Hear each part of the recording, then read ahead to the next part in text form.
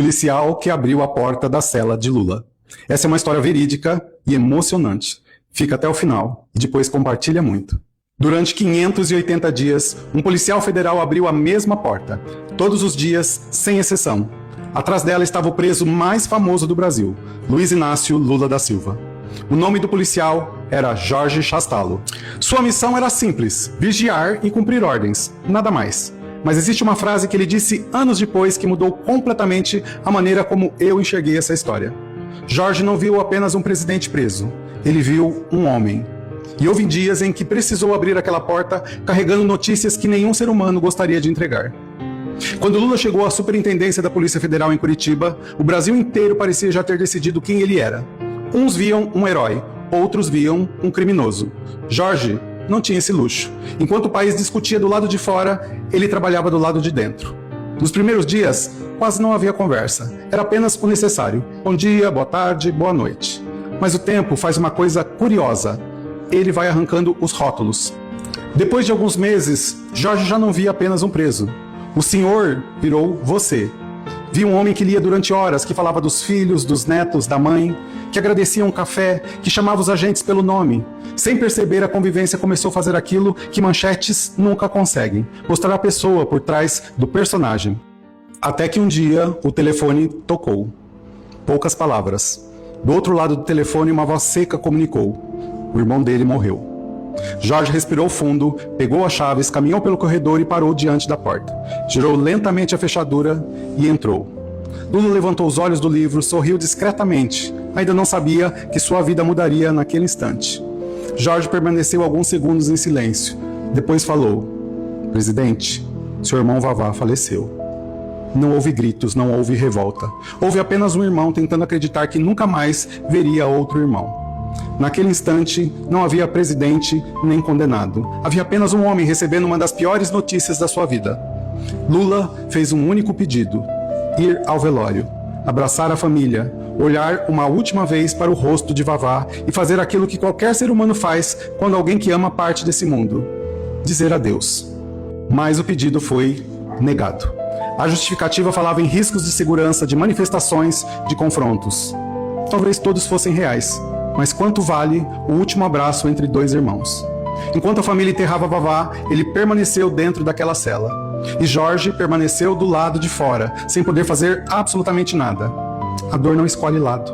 Ela entra sem pedir licença. Não há arma que proteja um ser humano da dor e nenhum uniforme que consiga aliviá-la. Naquele espaço de poucos metros quadrados, passou a caber uma infância inteira. Cabiam dois irmãos correndo descalços pelo sertão. Cabia a viagem para São Paulo, a fome dividida, as dificuldades, as risadas. Cabia uma vida inteira. E agora cabia também uma ausência. A parte mais cruel daquela tarde não foi a morte do seu ente querido. Foi imaginar o velório acontecendo sem que um irmão pudesse segurar a mão do outro pela última vez. Os dias continuaram passando. A rotina voltou. A mesma porta, a mesma chave, o mesmo corredor. Lula voltou aos livros, às caminhadas curtas dentro da cela, à esperança silenciosa que um dia pisaria novamente do lado de fora daqueles muros. Até que o telefone tocou outra vez. Jorge atendeu e imediatamente sentiu o mesmo peso daquela primeira notícia. Só que agora era pior. Muito pior. Dolorosa e impiedosamente pior. Não era o irmão, era uma criança. Arthur Araújo Lula da Silva, 7 anos de idade. O neto de Lula havia morrido vítima de uma meningite fulminante. Mais uma vez era Jorge quem precisava atravessar aquele corredor. Mais uma vez era ele quem precisava abrir aquela porta. Mais uma vez era ele quem carregava uma dor que jamais gostaria de entregar. A chave girou. O ferro fez o mesmo barulho de sempre. Lula levantou os olhos. E Jorge Chastalo contou, anos depois, que jamais esqueceu aquele instante. Porque antes mesmo de ouvir qualquer palavra, parecia que Lula já tinha entendido. Existem notícias que chegam antes da voz. Jorge respirou fundo e disse apenas: Arthur morreu. Lula abaixou lentamente a cabeça. Levou as mãos ao rosto e dessa vez chorou dolorosamente. Não era o choro de um ex-presidente, era o choro de um avô.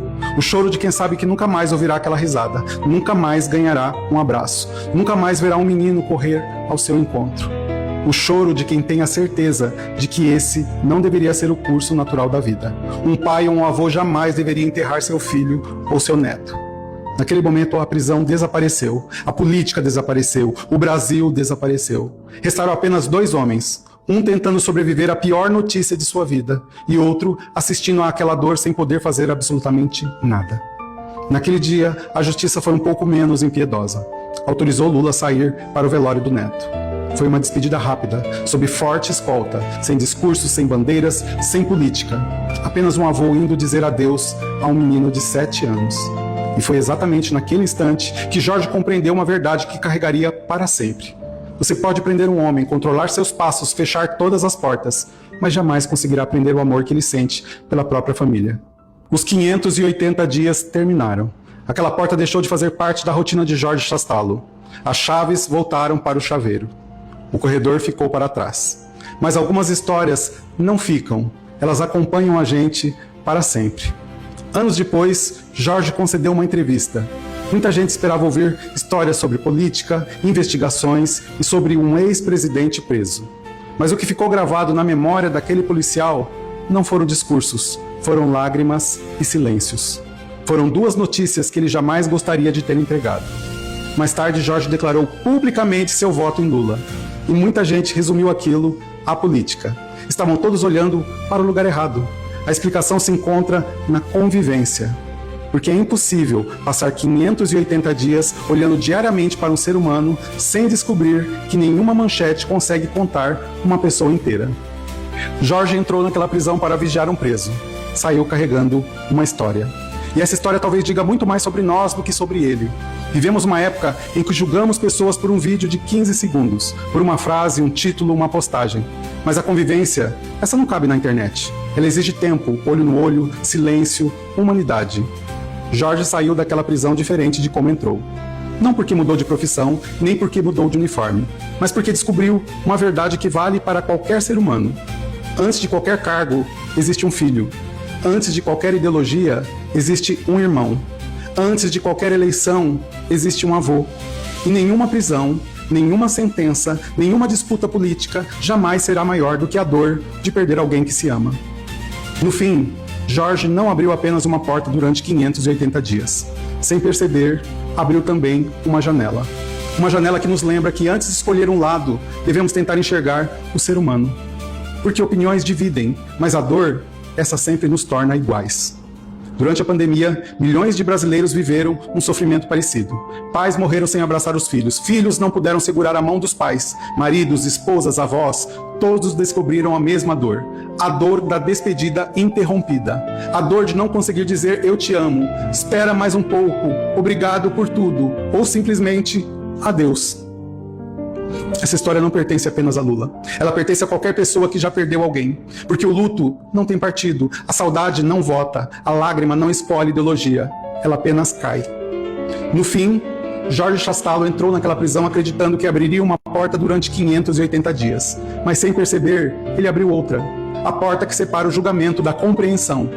Porque é muito mais fácil uma opinião sobre alguém à distância. Difícil é olhar nos olhos de um ser humano durante 580 dias e continuar acreditando que ele pode ser resumido a uma única palavra.